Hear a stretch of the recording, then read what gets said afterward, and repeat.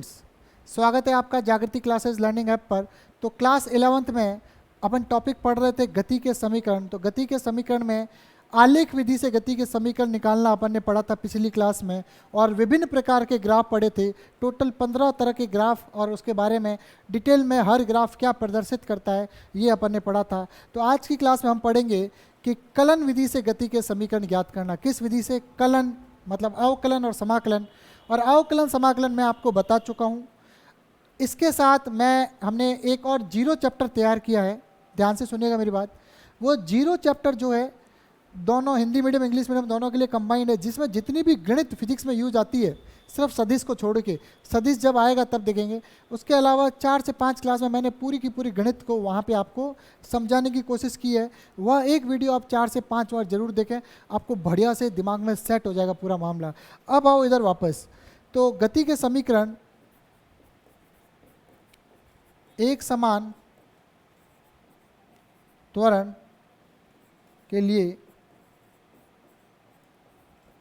गति के समीकरण, ये अपना टॉपिक चल रहा था, और अपन ने गति के समीकरण तो याद हो जाने चाहिए भाई। अब तक तो गति के समीकरण तो याद हो जाने चाहिए। कौन कौन से होते हैं? v बराबर यू प्लस, नींदों में कोई पूछे ना तो पता होना चाहिए। s बराबर यू टी प्लस, ये तो 9th क्लास में भी थे, half a t square, v square बराबर यू स्क्वायर प्लस 2as। अरे कोई नींदों में पूछे ना तो भी ये आ जाना चाहिए भाई, ये काम की चीज़ है। v बराबर यू प्लस ए टी, और ये इस तरह से। तो गति के तीनों समीकरण पहला अपन ने कर दिया था आलेख विधि से। आज हम पढ़ेंगे दूसरा कलन विधि से। और ये कलन विधि जो है, आलेख विधि तो 9th क्लास के बच्चे भी करते हैं। तो अब जो है कलन विधि से, अपने 11वीं में कलन विधि से इम्पोर्टेंट है। आलेख से ज़्यादा इम्पोर्टेंट क्या है? कलन विधि से। ये आपको ध्यान रखना है। पिछली क्लास में जब अपन ने देखा था, तो पूरी कहानी वापस लिखना चाहें तो लिखते हैं, शुरू करते हैं। माना कोई कार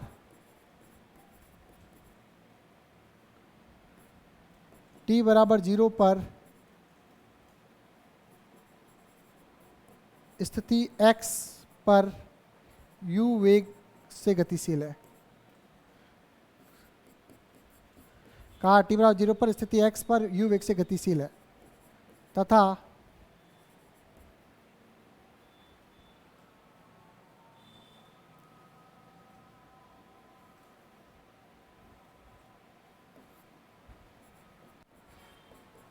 एक समान त्वरण a से गति करती कोई कार तथा t बराबर t समय पर उसका वेग v तथा स्थिति, ये x नॉट कर लो, स्थिति x हो जाती है। पहले x नॉट थी, अब x हो जाती है। 0 पे 0 थी, x हो जाती है। क्लियर? तो कलन विधि से अपन ने क्या किया कि एक समान त्वरण a से गतिशील कोई कार t बराबर 0 पर स्थिति x नॉट पर u वेग से गतिशील है, तथा t बराबर t समय पर उसका वेग v तथा स्थिति x हो जाती है। क्लियर? पहला है गति का प्रथम समीकरण। तो प्रथम समीकरण के लिए क्या करेंगे अपन, ध्यान से देखिएगा। आसान है, अवकलन समाकलन आते हैं तो आसान है। प्रथम समीकरण क्या है? आपको पता है a बराबर dx बटा dt। क्लियर? और पहला समीकरण अपने को पता है v बराबर u प्लस ए टी। एक तो ये हो ये नहीं होता, एक मिनट रुकना, हाँ, dv बटा dt, a बराबर dv बटा dt होता है। क्लियर? तो चलो करते हैं इसको। a dt और ये हो गया dv। समाकलन वाली क्लास जरूर देखना। इस क्लास के लिए समाकलन वाली क्लास जीरो चैप्टर में मैंने समझाई गई है, मैंने समझाई है, और यहाँ भी समझाता चलूँगा साथ में। अब क्या है,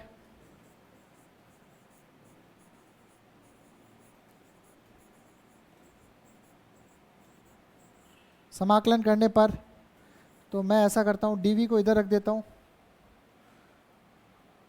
और a dt को इधर रख देता हूँ, पक्षांतरण कर दिया। अब समाकलन कर देता हूँ। वेग कितना है u, समय कितना है 0, समय जब हुआ t, वेग हो गया v। क्लियर, कोई दिक्कत ही नहीं है।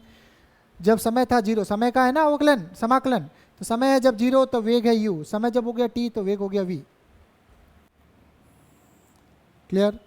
तो अब इधर देखो, इंटीग्रेशन dv, इंटीग्रेशन dv हमेशा इसका अवकलन जो भी है इंटीग्रेशन dv का, जिसमें भी पीछे dv दिया हुआ ना वो v हो जाता है। जैसे मैं वापस समझा दूँ, इधर इंटीग्रेशन dv तो यहाँ हो जाएगा v, अगर होता इंटीग्रेशन dx तो यहाँ हो जाता x, इंटीग्रेशन dt, इतने उदाहरण बता के समझा रहा हूँ, ध्यान से आप समझ में आ जाना चाहिए dt। तो इंटीग्रेशन dv का समाकलन क्या हो गया v, और ये ऊपर ये क्या है, लिमिट होती है। क्या होती है, लिमिट, इसको बोलते हैं लिमिट। a नियतांक के बाहर आ गया, a नियतांक के बाहर आ गया, या स्टेप ज़्यादा से करें,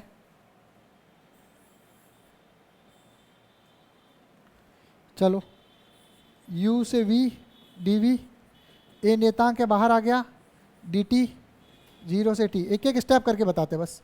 तो देखो dv का हो गया v, u से v बराबर a, और ये dt का हो जाएगा t 0 से t, हो जाएगा v ऊपर की लिमिट माइनस नीचे की लिमिट, जो अवकल जिसका समाकलन हुआ है उसकी जगह पे, जैसे v का समाकलन हुआ तो v की जगह v आया, माइनस v की जगह u आया, a t की जगह ऊपर का t आया, माइनस t की जगह 0 आया।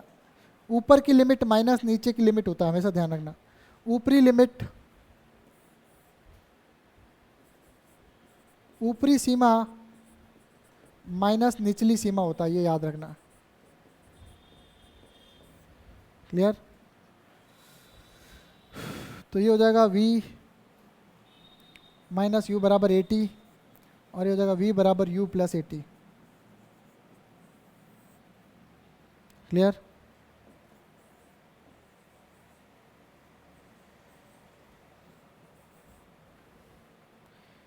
यही गति का प्रथम समीकरण है, यही गति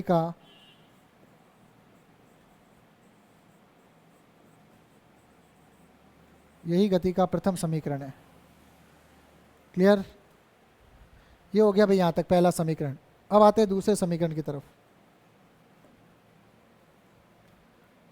दूसरा द्वितीय समीकरण,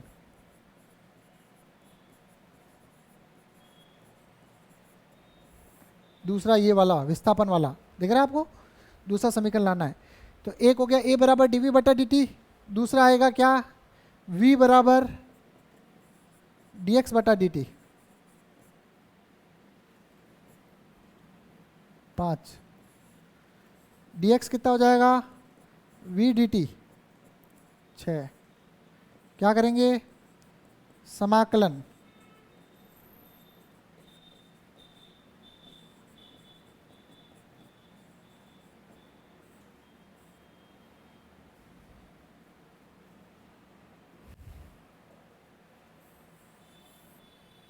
आप यहाँ पे भी लिख सकते हो, लेकिन पहले मैं एक स्टेप पहले कर देता हूँ, ठीक है।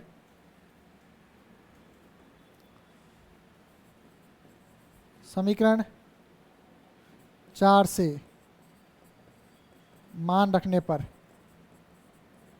तो ये हो जाएगा डी एक्स बराबर u प्लस, आपको पता है ऐसा क्यों किया मैंने, अब देखो जादू, मेरे को पता है दूसरे समीकरण में v तो है ही नहीं गई, अंतिम वेग v, तो v कहीं नहीं है तो मैंने v का मान रख दिया। क्लियर। ये हो गए 7,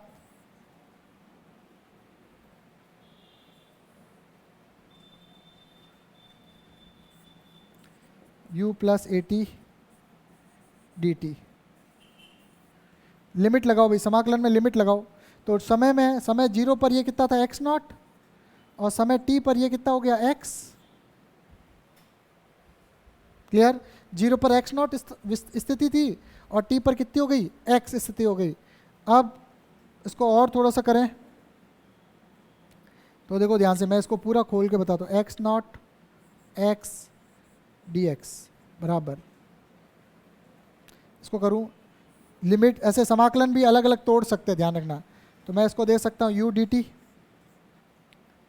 प्लस ये इसके पास गया और ये इसके पास गया, तो 0 से t dt तो था ही, पहले तो u आ गया और फिर क्या आ गया at। मैंने इसको ब्रेक कर दिया, जैसे अवकलन में ब्रेक करते हैं वैसे समाकलन वाले टॉपिक में बताया गया समाकलन को मैंने क्या किया, ब्रेक कर दिया। अब करो समाकलन, ठीक है। इसमें u नियत है, u प्रारंभिक वेग है तो u क्या है, नियत, तो इसमें u भी क्या आ जाएगा, बाहर। एक स्टेप और कर लेते हैं फिर देखा जाएगा। u बाहर, u नियत है तो फिर से करो dx x नॉट से x, u बाहर 0 से t,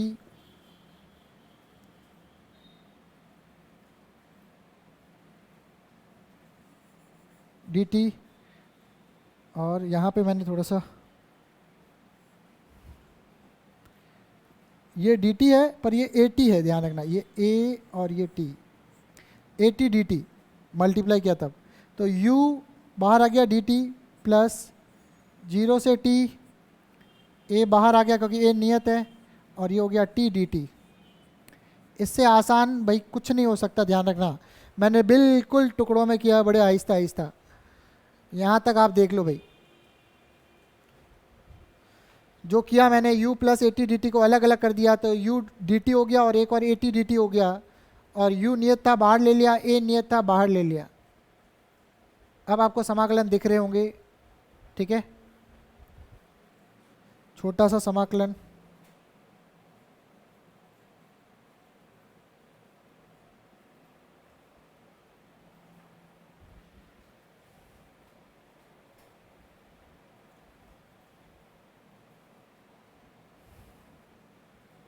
पता नहीं आज जादू नहीं हो रहा।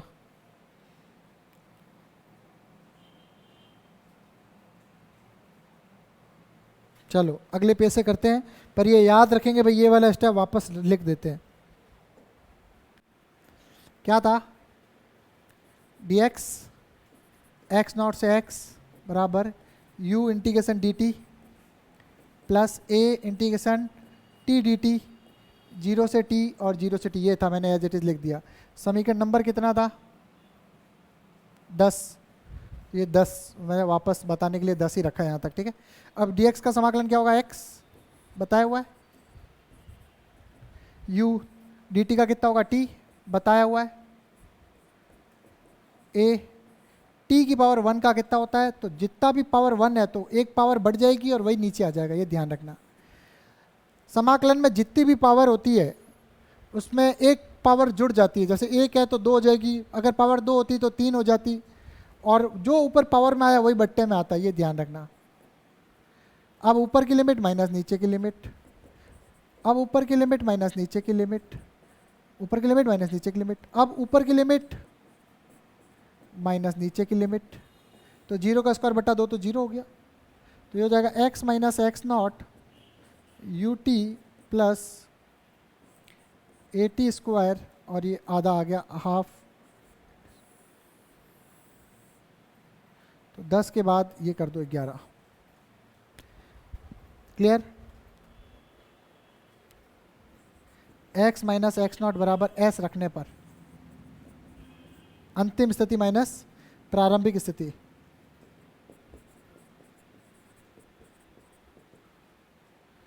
तो s बराबर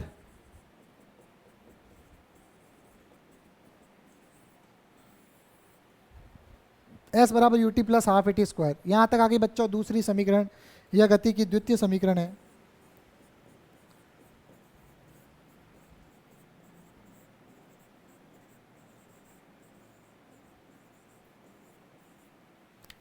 तो प्यारे बच्चों दो समीकरण अपन ने करी कंप्लीट। कितनी समीकरण, दो समीकरण, गति के समीकरण जो थे उनमें से दो समीकरण कंप्लीट करी। पहली समीकरण जो किससे आई, a बराबर डी वी बटा डी टी से आई। दूसरी समीकरण आई v बराबर डी एक्स बटा डी टी से आई।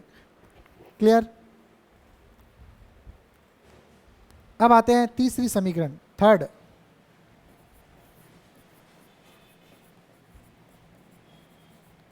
थर्ड आते हैं तृतीय समीकरण।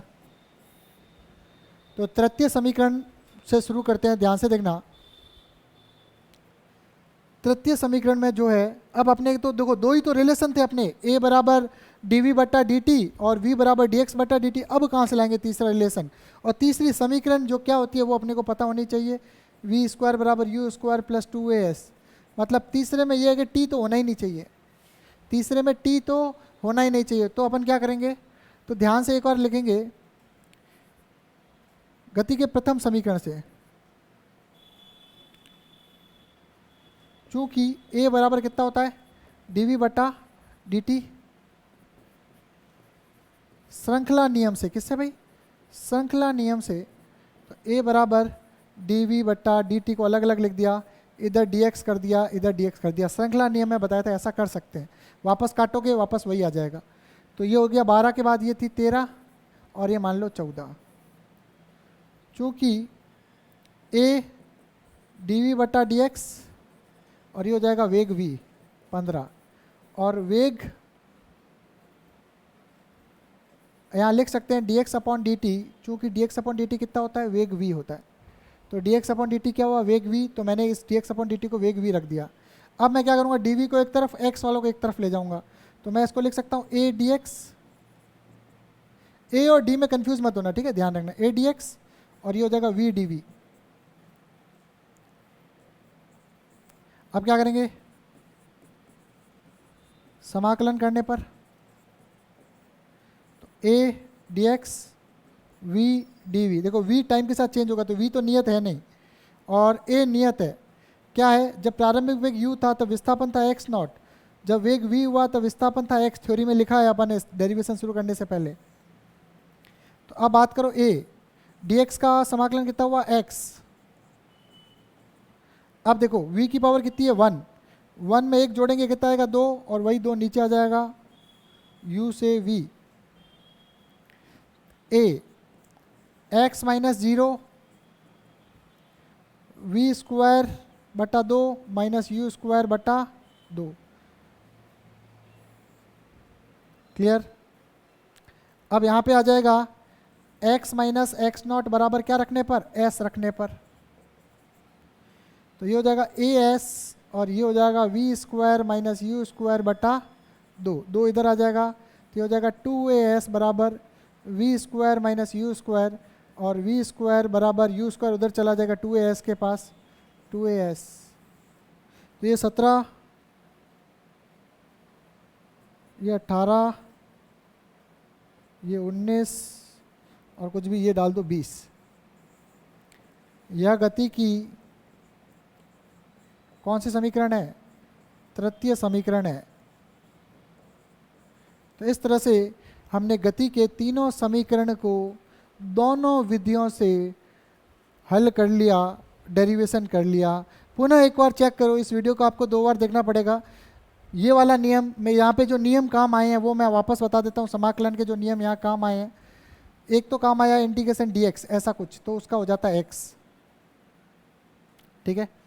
दूसरा है कि मान के चलो x dx होता तो क्या होता, तो अगर x है तो x की घात 1 है तो एक घात बढ़ जाती है, वही बट्टे में आ जाता 2। ये 2 ही नियम काम में आए हैं यहाँ पे, तो इतना आपको समाकलन आना चाहिए। तीसरा, अगर मान के चलो लिमिट है, क्लियर, तो लिमिट कैसे डालेंगे, पहले ऊपर की लिमिट डलेगी और फिर नीचे की लिमिट डलेगी। मैं कहता हूँ इनिशियल फाइनल, तो पहले ऊपर की डलेगी और फिर माइनस नीचे की डलेगी, ये ध्यान रखना।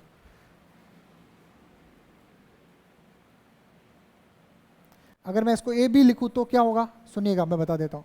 तो b का स्क्वायर बट्टा 2 और a का स्क्वायर बट्टा 2, एक और b रख दी ऊपर वाली फिर नीचे वाली और दोनों के बीच में माइनस, ऐसे लिमिट होती है तो ऐसे रखते हैं। तो इस तरह से मैंने आपको गति के तीनों समीकरण दोनों विधियों से बहुत ही बेहतरीन विधि से अपन ने इसको करके कवर करके इसको आज समाप्त किया। और ये वाली जो डेरिवेशन है ये बहुत ही ज़्यादा इंपॉर्टेंट है, ये पेपर में अक्सर पूछी जाती है। तो आज की क्लास हम यहीं समाप्त करेंगे, अगली क्लास में फिर मिलेंगे। धन्यवाद।